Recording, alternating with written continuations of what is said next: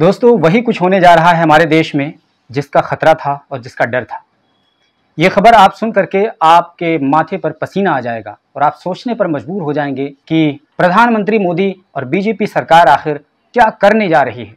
One nation one election, एक देश एक चुनाव, अब इस देश में लाने की तैयारी की जा रही है। इस अहम खबर को समझने के लिए आपको ये पूरा वीडियो देखना चाहिए, तब आपको समझ में आएगा कि मैं कितनी गंभीर बात करने जा रहा हूँ। सबसे पहले तो ये बता दें कि वन नेशन वन इलेक्शन ये है क्या। तो दरअसल वन नेशन वन इलेक्शन एक ऐसी प्रक्रिया है जो लोकसभा राज्यों के चुनाव वो एक साथ कराने की कोशिश है। दोस्तों, सुनने में तो बड़ा अच्छा लग रहा है कि इससे कई तरह के फायदे होंगे, लेकिन इसके पीछे का जो नुकसान होगा वो बहुत खतरनाक होगा। आइए आपको इसकी पूरी डिटेल बताता हूँ, लेकिन उससे पहले आपको ये बता दूं कि मोदी सरकार और ख़ास तौर से प्रधानमंत्री मोदी की ये फितरत रही है कि वो कोई भी काम करते हैं तो उसके पीछे राजनीतिक लाभ ही होता है। वो बच्चों को दुलार करते हैं, प्यार करते हैं, पुचकारते हैं, तो उसके पीछे भी राजनीतिक लाभ ही मंशा होती है। इस डिस्क्लेमर के बाद अब आइए आपको बताते हैं कि प्रधानमंत्री मोदी या कहें कि केंद्र सरकार ने एक कमेटी का गठन किया है और उसकी अध्यक्षता पूर्व राष्ट्रपति रामनाथ कोविंद करेंगे। और वो कमेटी क्या करेगी? जो वन नेशन वन इलेक्शन के पक्ष में पूरे देश में घूम घूम कर वातावरण तैयार करेगी, पब्लिक ओपिनियन बनाएगी, लोगों को कन्विंस करेगी और उसके बाद रिपोर्ट सौंपेगी और एक माहौल तैयार किया जाएगा कि वन नेशन वन इलेक्शन देश में संभव है। इस काम के लिए सुप्रीम कोर्ट के रिटायर्ड जजेस होंगे, लॉ कमीशन के लोग होंगे और कानून के विद्वान और जानकार होंगे। इसके लिए 18 सितंबर को पार्लियामेंट की एक विशेष सत्र बुलाई गई है और उसमें इसकी चर्चा की जाएगी। इतना सुनने के बाद आपके मन में कई तरह के सवाल उठ रहे होंगे कि आखिर प्रधानमंत्री मोदी ऐसा क्यों करना चाह रहे हैं और क्या वाकई में ये संभव है? वन नेशन वन इलेक्शन हो सकता है या हो जाएगा, और इसमें विपक्ष की क्या राय है और साथ ही साथ इसका फायदा है या इसका नुकसान है। इस तरह के कई तरह के सवालात आपके जहन में आ रहे होंगे, तो एक एक करके आपको इन तमाम चीज़ों का जवाब इस वीडियो में हम देने वाले हैं। सबसे पहले तो आप थोड़ा सा टेक्निकली समझ लीजिए कि क्या प्रधानमंत्री मोदी द्वारा ये काम किया जाना संभव है। इसके लिए आपको जानकारी दे दें कि संविधान में संशोधन करना पड़ेगा और एक दो नहीं बल्कि 4-5 संशोधन करने पड़ेंगे। जैसे कि आर्टिकल 83(2) इसको बदलना होगा, आर्टिकल 85, 172, 174, 356, इस तरह के आर्टिकल्स को बदलना पड़ेगा, क्योंकि इसी में तमाम चीज़ों का जिक्र है कि राज्यों को कितनी अवधि होगी, केंद्र सरकार को कितनी अवधि होगी, यानी उनकी अवधि, उनके ड्यूरेशन के बारे में इसका जिक्र है। तो जाहिर सी बात है इसको इसलिए बदलना पड़ेगा क्योंकि अभी किसी भी राज्य में चुनाव हुए 2 साल हुए हैं, किसी में 3 हुए हैं, किसी में 1 हुआ है। तो जाहिर है कि अगर एक ही साल चुनाव हुआ है, 2 ही साल चुनाव हुआ है, तो कानूनी तौर पर आप इसको भंग इसलिए नहीं कर सकते हैं क्योंकि जनता ने 5 साल के लिए उन्हें अपना प्रतिनिधि चुना है। तो इसके लिए उस ड्यूरेशन के क्लॉज को चेंज करना पड़ेगा, तब जा कर के इसमें संभवता निकाली जा सकती है। एक बात। और दूसरी बात यह है कि उन तमाम राज्यों में राष्ट्रपति शासन लागू करना होगा जिन जिन राज्यों की अवधि मुकम्मल नहीं हुई है। और तीसरी बात यह है कि राज्यसभा और लोकसभा में 2/3 बहुमत चाहिए, जो कि अब तक नहीं है।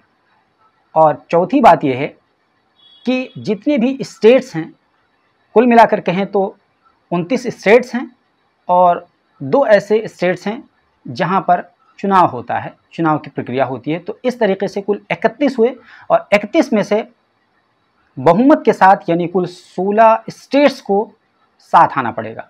और प्रधानमंत्री मोदी का इन्फ्लुएंस या कह सकते हैं उनकी सरकार जो है या उनकी गठबंधन की जो सरकार है कुल 14 राज्यों में है।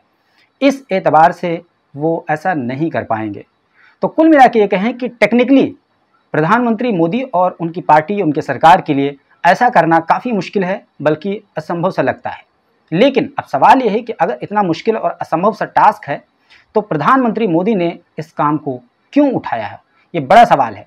तो इसका जवाब ये है कि दरअसल प्रधानमंत्री मोदी को बहुत अच्छे से एहसास हो गया है कि जिस तरीके से इंडिया गठबंधन धीरे धीरे टेंजिबल रूप लेता जा रहा है और अभी महाराष्ट्र में, मुंबई में तीसरी बैठक जो हुई है और उस बैठक के बाद जो रेजोल्यूशन सामने आया है, इससे प्रधानमंत्री मोदी काफ़ी परेशान हैं।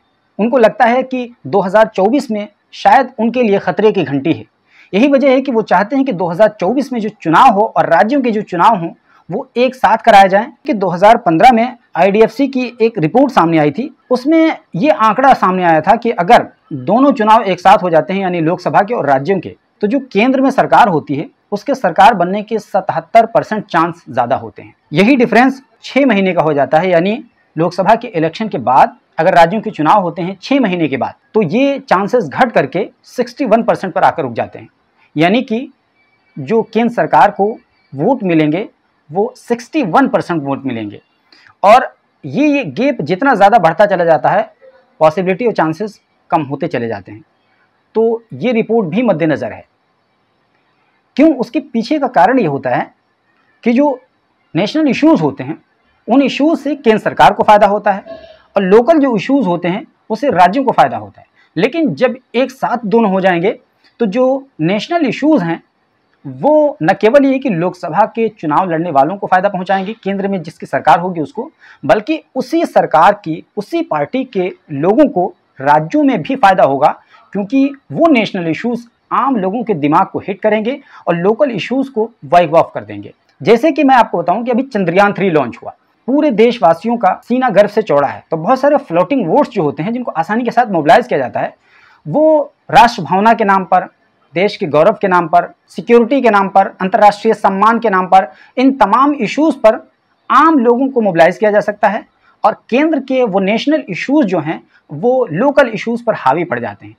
अब इसके आगे सवाल ये है कि क्या वन नेशन वन इलेक्शन सही है या सही नहीं है?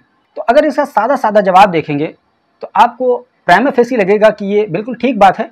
उसके कुछ फ़ायदे हैं, जैसे कि विकास की गति में तेज़ी आ जाती है, क्योंकि हर जगह देश में जगह जगह चुनाव चलते रहते हैं टाइम टू टाइम, तो वो एक आध महीना पहले आचार संहिता लागू करना पड़ता है, और वहाँ पर आप कोई घोषणा नहीं कर सकते हैं, किसी भी प्रकार का कोई विकास कार्य नहीं कर सकते। तो एक तरीके से विकास कार्य में बाधा पड़ता रहता है आए दिन।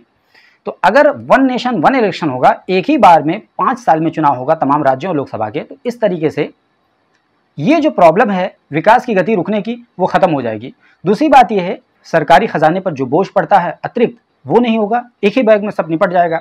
तीसरी बात यह है कि जो शिक्षक वगैरह होते हैं वो पूरे देश में जगह जगह चुनाव होता रहता है, तो वो डिप्लॉय होते रहते हैं, और एक तरीके से उनका जो काम है बच्चों को शिक्षा देना, वो ना करके वो किसी और काम में उलझे रहते हैं। इसी तरीके से सिक्योरिटी वाला, पुलिस वाला मामला है, पुलिस आमतौर पर चुनाव के ड्यूटी में लगी रहती है, वो अपना काम सुरक्षा और सिक्योरिटी इसको लेकर के बहुत ज़्यादा फोकस नहीं कर पाती है। तो एक तरीके से आप कहें कि ये जो झमेला है ना, उससे निजात मिलेगी, इसका एक मुख्य फ़ायदा ये है। लेकिन दोस्तों, अगर इस फ़ायदे की तरफ आप देखेंगे तो इसके पीछे जो ख़तरनाक नुकसानात हैं, आपको ये फ़ायदे बहुत छोटे लगने लगेंगे। मैं आपको बताता हूँ एक एक करके इसके फ़ायदे के साथ साथ इसके नुकसानात क्या हैं। सबसे पहला तो नुकसान नंबर 1 ये है कि देश में तानाशाही आ जाएगी। तानाशाही किस तरीके से आ जाएगी, आपको ये पता होना चाहिए कि अगर मान लीजिए कि बीजेपी की केंद्र में सरकार आ गई और अधिकतर राज्यों में उसकी सरकार आ गई, तो आप अंदाज़ा नहीं लगा सकते हैं कि ये देश के लिए कितना ज़्यादा खतरे की घंटी है। यानी लोकसभा में तो बहुमत होगी ही होगी, साथ ही साथ जो दूसरा सदन है राज्यसभा, उसमें भी इसकी बहुमत हो जाएगी। क्यों? इसलिए कि राज्यों के अनुपात में राज्यसभा के मेंबर चुने जाते हैं, एमएलएज के जो अनुपात होते हैं। तो इस तरीके से आप कहें कि राज्यसभा और लोकसभा दोनों में अक्सरियत हो जाना किसी भी पार्टी के लिए, उस देश के लिए खतरे की घंटी, और एक तरीके से तानाशाही आ जाएगा। यानी विपक्ष की कोई वैल्यू नहीं होगी, अनाप शनाप जैसे बिल चाहे जाएंगे पास करा लिए जाएंगे और कोई कुछ नहीं कर पाएगा। अभी तो फिलहाल तो यह है कि लोकसभा में अगर बहुमत है तो राज्यसभा में नहीं है, तो कम से कम यह है कि डिस्कशन होता है, डायलॉग होता है, अपोजिशन दबाव डालता है, लेकिन वहाँ तो बिल्कुल वॉकओवर होगा, बिल्कुल रास्ता खुला होगा, आसानी के साथ जाइए, कोई भी अनाप शनाप बिल उठा करके ले आइए, लिखिए, ड्राफ्ट बनाइए और पारित कर दीजिए और लागू कर दीजिए। एक तरीके से डिक्टेटरशिप का दौर शुरू हो जाएगा। ये सबसे बड़ा नुकसान होगा। और दूसरा नुकसान ये होगा कि जैसे कि मैंने बताया कि नेशनल इश्यूज़ हावी हो जाएंगे लोकल इश्यूज़ पर, और लोकल जो स्थानीय मुद्दे हैं वो दब जाएंगे, क्योंकि लोगों की भावनाओं से खेलना ज़्यादा आसान हो जाएगा। कई सारे नेशनल इश्यूज़ होते हैं जिसका ताल्लुक भावनाओं से होता है, लोगों की संवेदना से होता है, उसको कुरेद करके एक फ़िज़ा बना करके पूरे देश में नेशनल सतह पर लोकल इश्यूज़ को दबा दिया जाएगा। ये दूसरा बड़ा नुकसान होगा। आप कह सकते हैं कि तरक्की के नाम पर झुंझुना होगा और लोगों को एक बार फिर से ताली और थाली बजवाया जाएगा और लोग ताली और थाली बजाने के लिए मजबूर होंगे। क्यों? इसलिए कि न उनके पास ठीक से शिक्षा होगी और न ही उनके पास ठीक से रोज़गार होंगे और उसके लिए कोई सवाल जवाब करने वाला नहीं बचेगा, क्योंकि उन्हें भावनात्मक तौर पर शहीद किया जा चुका होगा।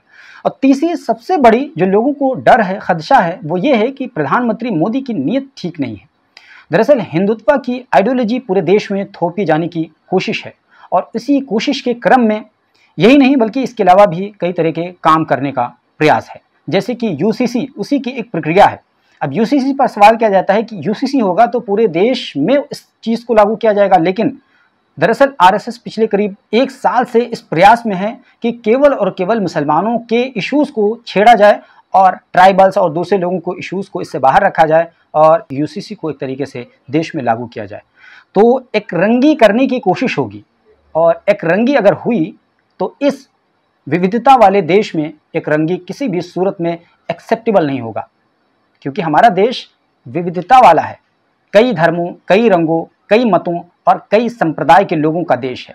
ये कोई चाइना नहीं है, ये सऊदी अरब नहीं है, सीरिया नहीं है, केवल और केवल एक समुदाय के मानने वाले हों, एक ही तरह सोचने वाले हों, एक जैसे खान पान रखने वाले हों, ऐसा नहीं है। हमारे देश में कदम कदम पर भाषाएं बदलती हैं, बोली बदलती है, खान पान बदलता है, पहनावा बदलता है। तो हमारे देश में एक रंगी बिल्कुल ठीक बात नहीं है, लेकिन प्रधानमंत्री मोदी और उनकी टीम की ये सोच है कि देश को एक रंग में रंग दिया जाए, और इस देश को अगर एक रंग में रंगने का प्रयास किया गया तो ये देश छिन्न हो जाएगा।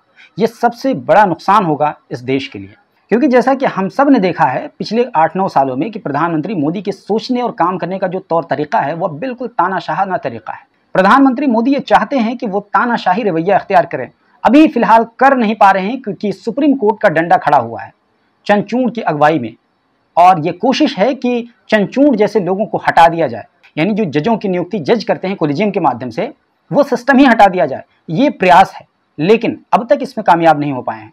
तो वो तानाशाही रवैया इख्तियार करना चाहते हैं, लेकिन सुप्रीम कोर्ट का डंडा खड़ा हुआ है, इसी वजह से वो नहीं कर पा रहे हैं।